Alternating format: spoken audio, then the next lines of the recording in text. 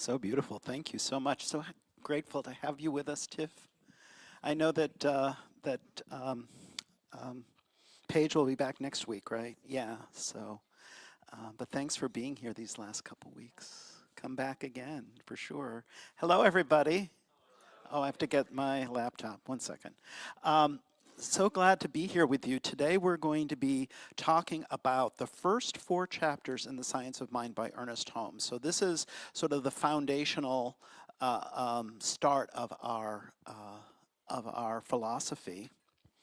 And I was thinking about this as I was putting this together, and I was thinking, when was the first time I really got into this text? When was the first time I really encountered it? And I think the first time was here. So this is this is a very younger me, um, believe it or not. I had hair at the time. Um, and this was about 15 years ago, and that's me and Beth Gordon and Melissa Bingham and Lola Wright, and we're in prac class. This is a prac class where we were actually a study session. We were, I think, getting ready for our exam, because you have a written exam as part of prac training. And this was around the time that I really started getting into these first four chapters. And today we're going to focus in on the chapter um, on the chapter on the first chapter, which is the thing itself. So I wrote this talk and I have a script, and I was saying to Don, we'll see how much I stick to the script, because I'm known for like wandering, but I'll try to keep focused so that we can explore these ideas together. I came across this definition of atheism, and I wanted to share with you. It says, an atheist believes that a hospital should build a hospital should be built instead of a church. An atheist believes that a deed must be done instead of a prayer. And an atheist strives for involvement in life and not escape into death, and wants disease conquered, poverty banished, and war eliminated. And I love this because I think this is what we believe. We're in alignment with this. And remember, last time I spoke here, I talked about how we are the radicals. We are really the heretics in our teaching. And this is why, because this, I think, came out of a reaction to that sort of spiritual teaching, that spiritual path, probably certainly one from my childhood, perhaps one from yours, where we are told we have to create these great symbols of worship for God. We must supplicate and reach out to God to make God love us, because this capricious God will otherwise punish us or harm us in some way. And so today what I want us to do is really move away from that.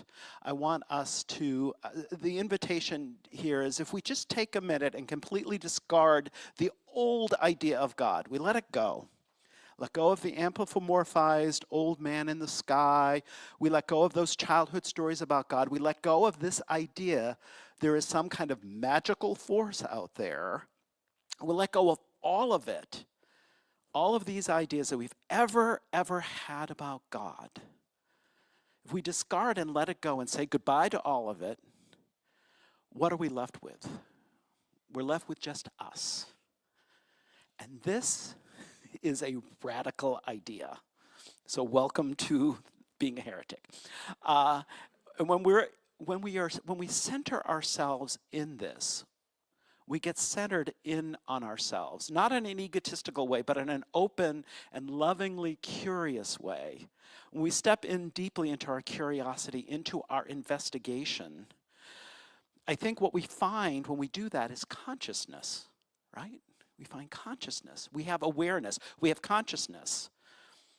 So the world is expressing itself, and if you talk to a scientist or a naturalist, and you talk to a lot of different people who have very pragmatic ideas about these things, they will tell you that it's all evolving based on natural selection, which means that everything is expressing in a very random and scattershot way all over the place, and that what survives are the most viable things.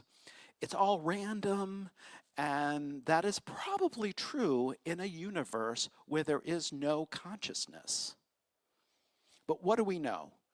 What do we already know? We have to think about what do we know and what do we really, really know in our hearts. And if we take a breath and get quiet and we get centered and we go and we're going to do this together in a minute, so just hang in there. We can sense into this spiritual truth about ourselves. This is our eternal consciousness. Our consciousness is not limited to the number of years we're on the planet. Our consciousness, as we are, is eternal.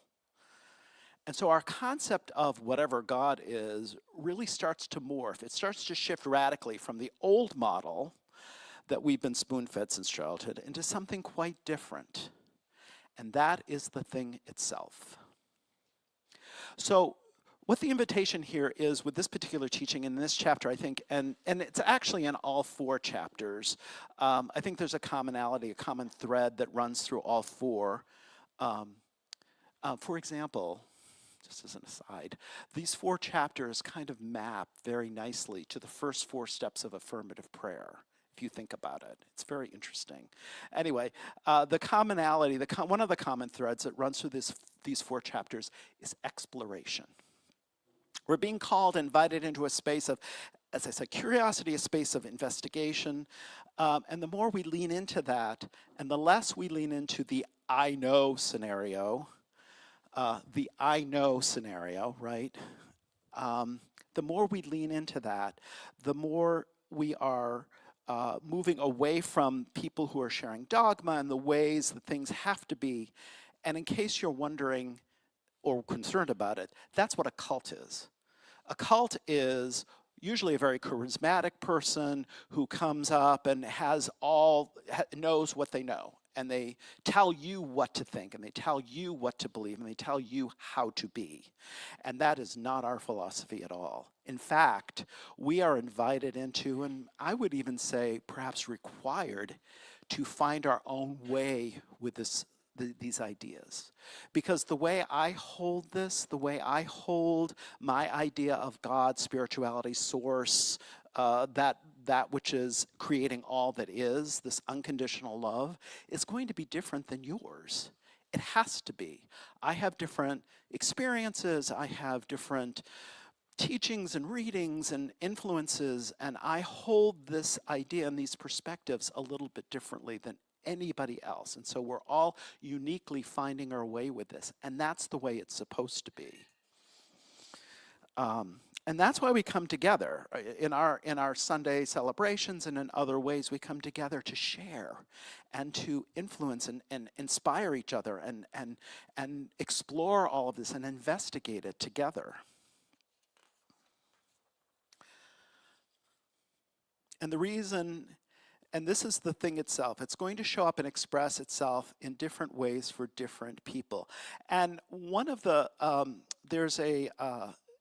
one of the things that comes through in this chapter that I really, really like is that it is, Ernest Holmes talks about the idea of science and spirituality and how the two must meet. And I think that that's why it's called science of mind. It isn't that science lives over here and spirituality lives over here. There is only one. It is connected. There's let me go to the next slide. I love this quote by Richard Feynman. Richard Feynman, if you don't know, was a Nobel Prize winning American theoretical physicist. So this is a scientist. And he said, I would rather have questions that can't be answered than answers that can't be questioned. Right? We're in that investigation. We are questioning things. We are always in that loving question. This spirituality thing is mysterious. It has a mystery to it. If you've encountered any kind of experience in life, a lot of times you may find yourself stepping back and going, well, why did that happen? And you're immediately into that curiosity, into that investigation of like, how does this fit this path, this science of mind, this scientific philosophy? And one of the things about all of this, I think, is about transitioning past limitations. I think it is about freedom from limiting beliefs and limiting experiences. Our role is to be unlimited. Yeah, actually, sorry. I take that back. We are unlimited. Our job is to remember that and express it. And as long as we're having this human experience, we're having human limitations, but that's okay. We're having those limitations, right, for a reason. I'm only going to live for so many years. I'm only going to be able to run so fast or jump so high or whatever the limitations are in this human body. But we're having those for a reason. We have those limitations because we must start from a limited place to get through to the unlimited place. Like when you're teaching someone. When you're teaching someone, you don't give them the whole thing at once because you'll be completely overwhelmed. We teach by giving bits and pieces, very limited information to work with and master, and then we build on that and we keep adding more and keep expanding more. And that's what our process is. We are evolutionary creatures. We are evolving. We're in a spiral universe that is spiraling us up, and we are evolving into our unlimited expression.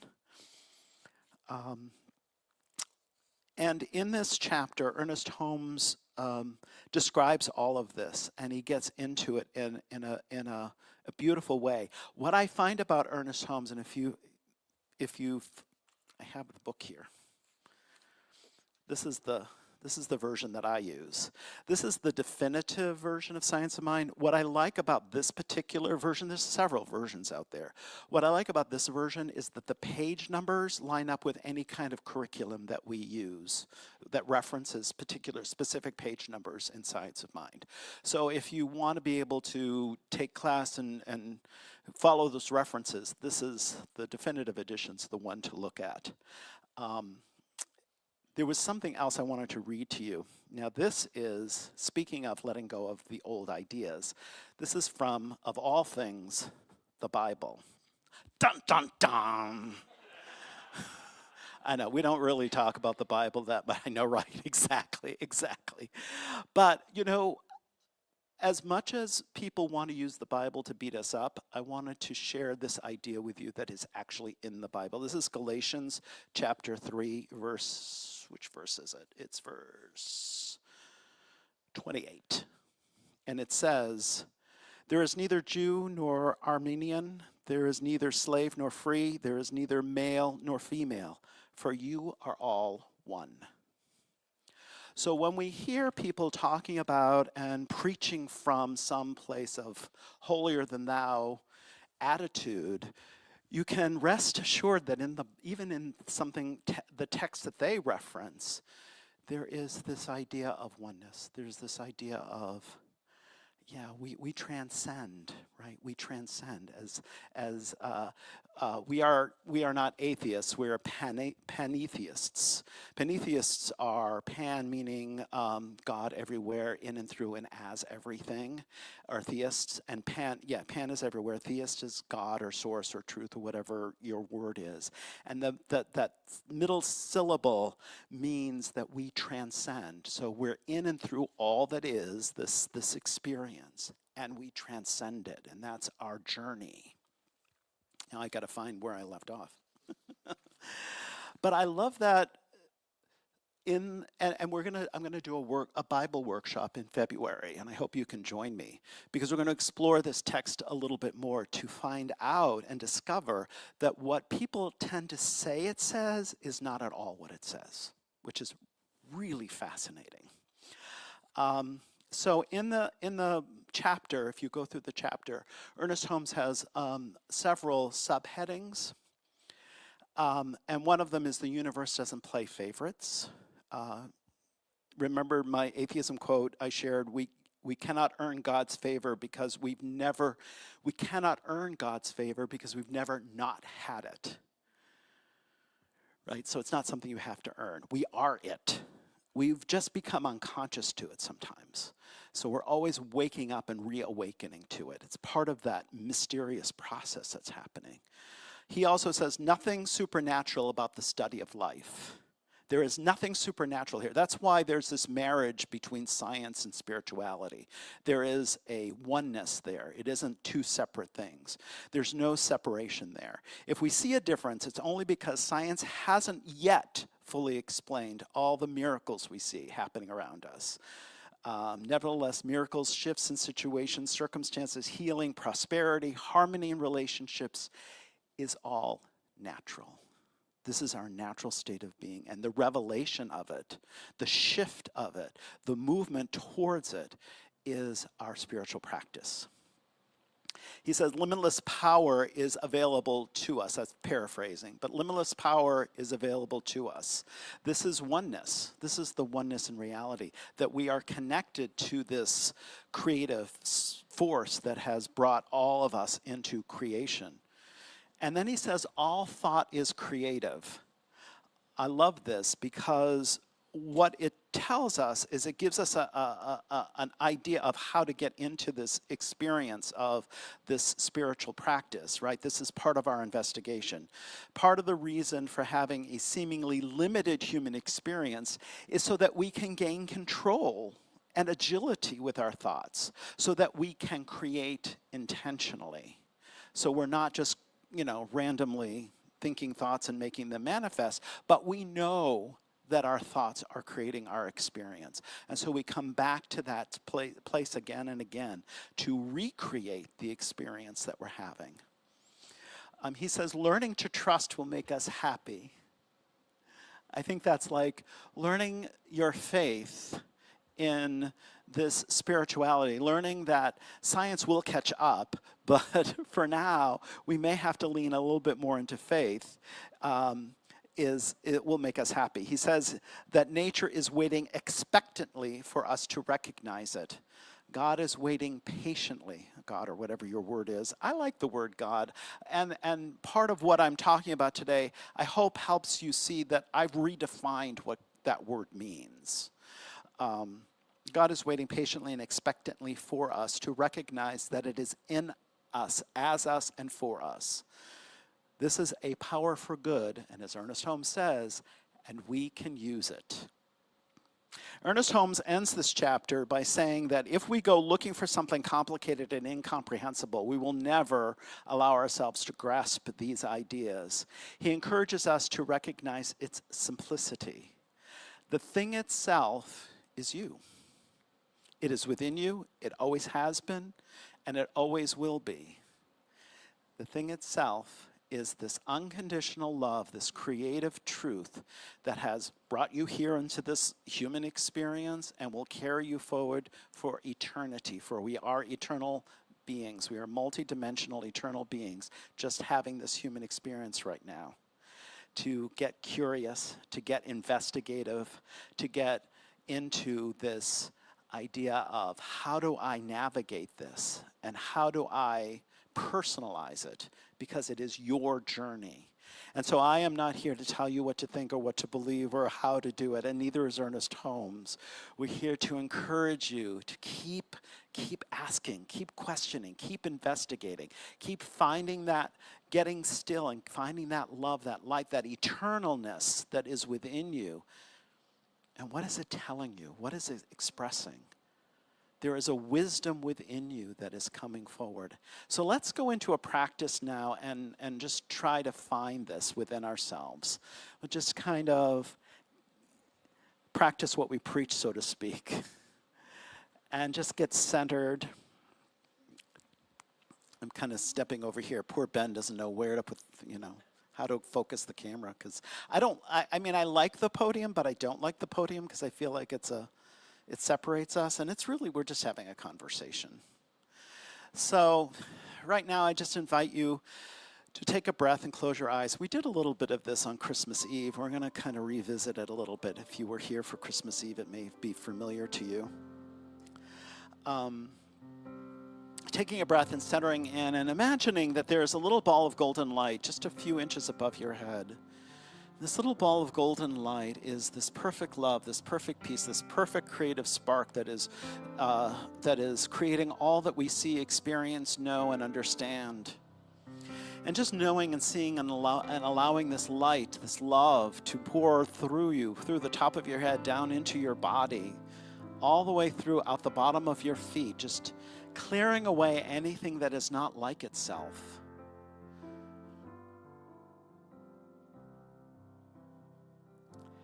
And even through our thoughts and mind, our imagination, clearing away anything that no longer serves you, any ideas that were foisted upon you or that seem to linger, that are ready to go, just let them be washed away with this light.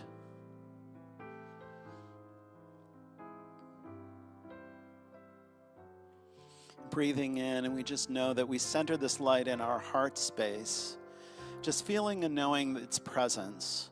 It's a presence that's always been there. It's very familiar. It doesn't feel like something other. It just feels like you. It feels like me. It feels like us.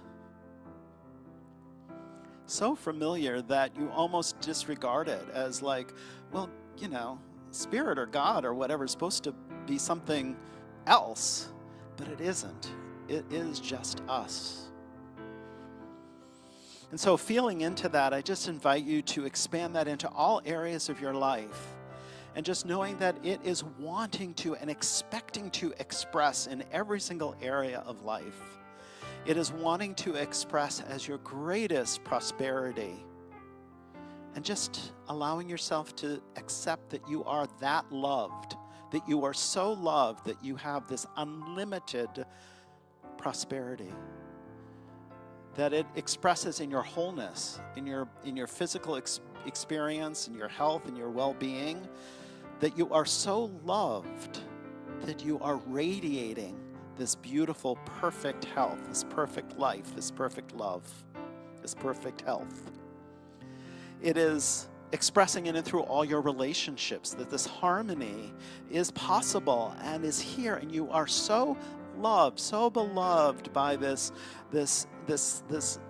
beautiful you-ness that it just expresses as this beautiful connection, this harmony, this peace. And in through all your affairs, through your work, through your family, through your all the processes of life, releasing and letting go of anything that is unlike itself. It is unconditional, it is ever present, and it is always and ever available. And so we just step into that. And this is what I call God. And so knowing that I am one with it, I know that each and every single person experiencing this with me is one with this one with this source, one with this peace, one with this joy, one with this abundance, this prosperity, one with this wholeness, one with this harmony, one with this thing called God, or thing called whatever word you want to use. And so knowing this, I just say a blessing upon our time together and our openness and our availability to be curious, to be investigating, to be just open and available to allowing the merger of science and spirituality, to allow for you to be inspired by and to channel into your beingness the awareness and the insight and the inspiration that just brings you ever closer to this limitless experience, your true experience, your true nature, which is limitless. You are unlimited. And so I claim and know this for each person. I know that each person is experiencing their unlimited truth, their unlimited nature, their unlimited selfhood in this world. And in this year of 2025, I just know that it is presencing itself in ways expected and unexpected, in ways dynamic, in ways that we've never experienced before. It is the most beautiful and incredible unfolding. And I'm so grateful for it, so grateful for this teaching, the thing itself, whatever word you choose or phrase you choose, God, source, higher power, creative spark, light, love, it is. It simply is, and we allow it to be. And we get curious about it, and we sit with it. I'm so grateful for that, so grateful for this community to be willing to step into that investigation, to be willing to step into this deep connection and expression of spirit in their lives. So grateful for each and every single person here to say yes to being a part of this philosophy, knowing and affirming that it is their personal philosophy. So grateful for the fact that we just get together and we love each other up and we laugh with each other and we challenge each other, and it's all leading us to our greatest yet to be. So grateful for that. So grateful for all the manifestations of spirit as love, light, joy, laughter, as music, as community, as spiritual centers, as all that it is. So grateful for all of this. I release it now into the action of the law that always says yes to whatever thoughts, as all thoughts are creative. So we hold these thoughts, know that they are being made manifest here and now, unconditionally, perfect in love, and so it is.